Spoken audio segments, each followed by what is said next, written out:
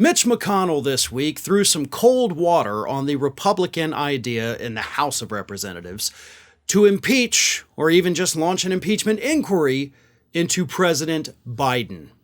Mitch McConnell made it clear that he thinks this is a relatively stupid idea, and of course, let everybody remember the fact that it's not even going to pass the Senate, so why are we wasting our time doing that?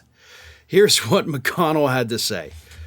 I said 2 years ago, when we had not one but two impeachments, that once we go down this path, it incentivizes the other side to do the same thing. So right off the bat, Mitch McConnell's trying to say, I told you I'm a prophet here. I knew, if y'all did it to Trump, the Republicans, not me, but the other guys were totally going to do it to your guy. He then says, impeachment ought to be rare. This is not good for the country. I can't believe I'm saying this, but I agree with Mitch McConnell. It's weird, right? You know who else agrees with Mitch McConnell? Matt Gaetz from a year ago. You know who else agrees with him? Kevin McCarthy from a year ago.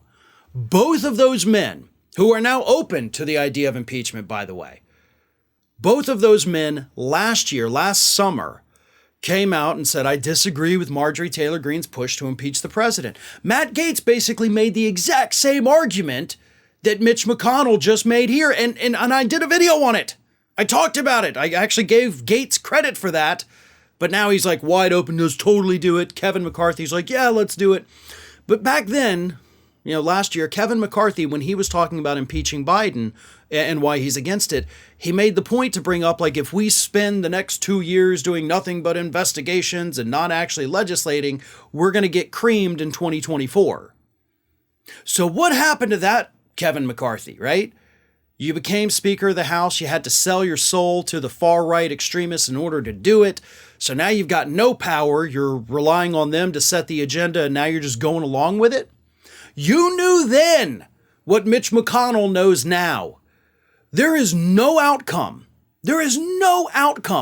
from launching an impeachment inquiry that works well for the Republican Party. Not one single one. Even if you remove him from office, you're doing, again, half the Democratic Party doesn't want him as the nominee, so you're doing us a favor. We can get somebody else, somebody younger, somebody a little more spry, somebody a little more progressive.